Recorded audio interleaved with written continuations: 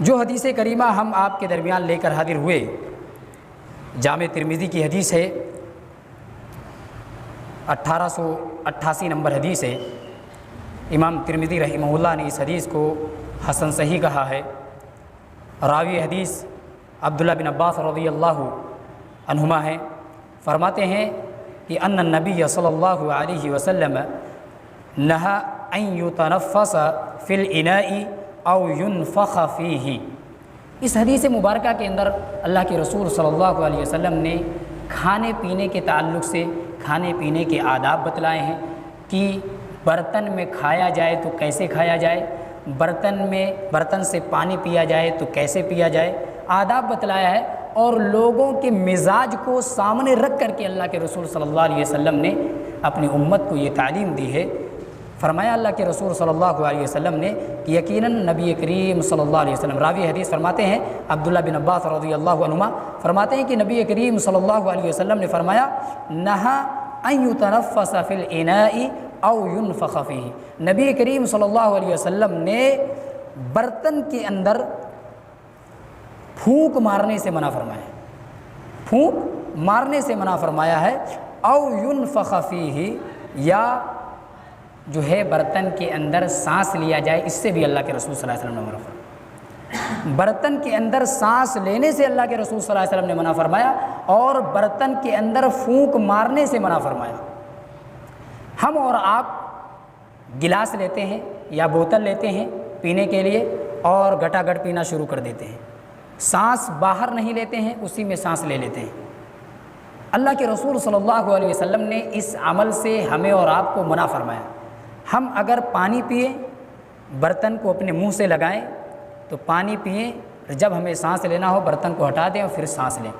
سانس لینے کے بعد میں پھر برتن میں منہ لگائیں اور پھر پانی پئیں، پھر منہ سے برتن کو ہٹا دیں اور سانس لیں، پھر جو ہے برتن کو اپنے منہ سے لگائیں اور پھر پورا پانی پی جائیں۔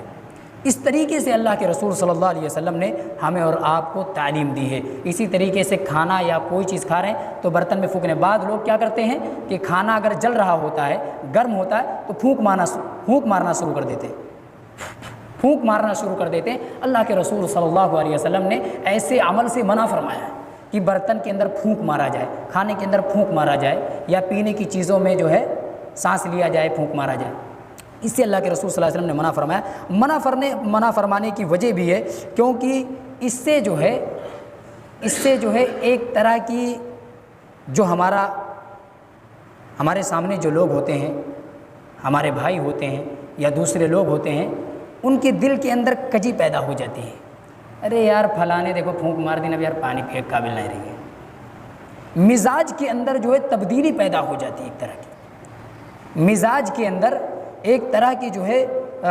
جو انسیت ہونی چاہیے، محبت ہونی چاہیے، وہ ختم ہونے شروع ہو جاتی ہے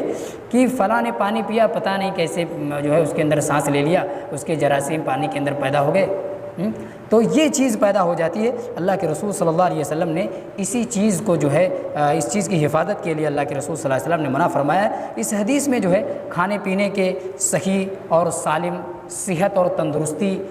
کی بقا کے لیے بھی یہ ترغیب دی ہے کہ آپ جو ہے سانس نہ لیں، برتن میں پھونک نہ ماریں، کیونکہ ایسا اگر آپ کرتے ہیں تو آپ کے جراثیم اس کے اندر پیدا ہو سکتے ہیں، اور وہ جراثیم جیسا کہ آج سائنس کہتی ہے، اور جراثیم پیدا ہو جانے سے خدا نخواستہ وہ جراثیم آگے بڑھ جائیں، اور دوسرا آدمی پی لے، اس کے اندر کجی ہے، ایمان کے اندر کمی ہے، وہ سوچ رہا ہے اس کے اندر کہ یار فلاں نے پی لیا خدا نخواستہ وہ بیمار پڑ گیا، تو اس سے جو ہے نفرت پیدا ہو جائے گی، دشمنی پیدا ہو جائے گی، اور اس سے جو ہے تندرستی کے اندر، صحت کے اندر فرق پڑ جائے گا۔ اس لیے اللہ کے رسول صلی اللہ علیہ وسلم نے ایسی عمل سے جو ہے منع فرمایا ہے۔ اور اسی طریقے سے جو ہے اللہ کے رسول صلی اللہ علیہ وسلم نے فرمایا کہ کھانا کھانے اور پینے کے دوران دوسروں کا زیادہ خیال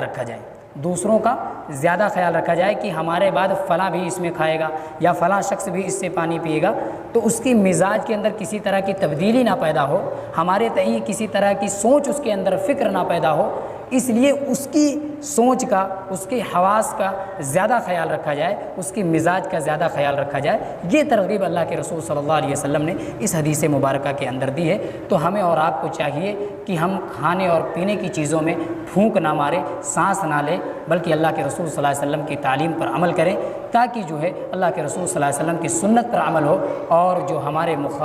بھائی ہیں، ہمارے سامنے جو لوگ ہیں، جو لوگ اس کھانے کی چیز سے، اس برتن سے کھانے والے ہیں یا اس برتن سے پینے والے ہیں، ان کے مزاج کے اندر کسی طرح کی تبدیلی نہ پیدا ہو۔ اللہ رب العالمین سے دعا ہے کہ اللہ رب العالمین ہمیں اور آپ کو اس حدیث پر عمل کرنے والا بنائے۔ اللہ رب العالمین ہمیں جو ہے صحیح بات سمجھنے والا اور صحیح بات لوگوں تک پہنچانے والا بنائے۔ اللہ رب العالمین جب تک ہمیں اور آپ کو زندہ رکھے، ایمان اور اسلام پر زندہ رکھے، حق بات کہنے والا بنائے، حق پر عمل کرنے والا بنائے، اور جب ہمارا خاتمہ ہو تو ایمان پر ہو۔ آمین۔ وآخر دعوانا الحمدللہ رب العالمین۔ مزید اگر کوئی سوال ہو تو سوال کر سکتے ہیں، سوال کے لیے وقت دیا جا رہا ہے۔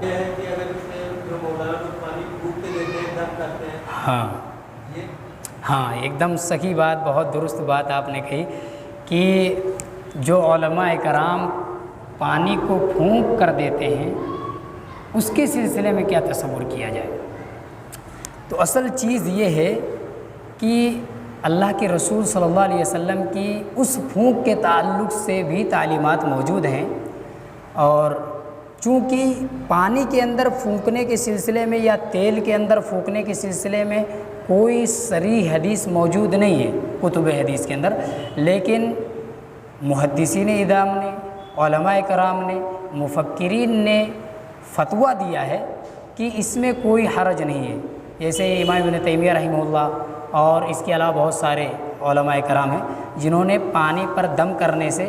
منع نہیں فرمایا ہے۔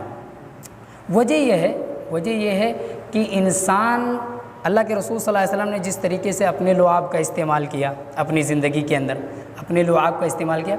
تو اللہ کے رسول صلی اللہ علیہ وسلم کی بات دوسری تھی، اللہ کے رسول صلی اللہ علیہ وسلم کی بات دوسری تھی، لیکن ایک انسان متقی اور پرہیزگار انسان جب وہ اللہ اور اس کے رسول صلی اللہ علیہ وسلم کی تعلیمات کو، اللہ اور اس کے رسول صلی اللہ علیہ وسلم کے کلمات کو، قرآن اور حدیث سے مذکور اذکار کو جب پڑھتا ہے تو اس کی زبان میں وہ تاثیر پیدا ہو جاتی ہے ایک طرح کی۔ اس تاثیر کی وجہ سے جو ہے علماء کرام نے یہ فتویٰ دیا ہے کہ پانی پر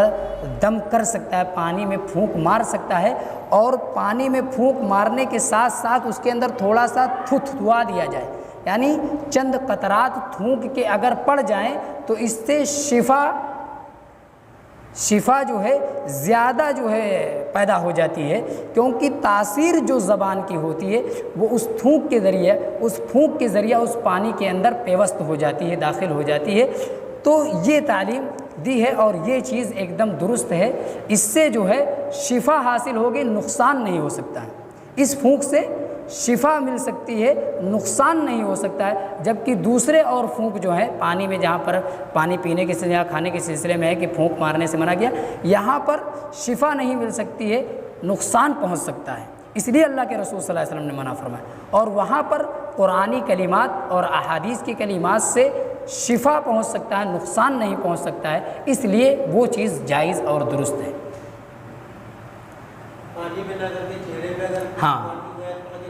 ہاں کوئی مشکل نہیں، کوئی حرج نہیں۔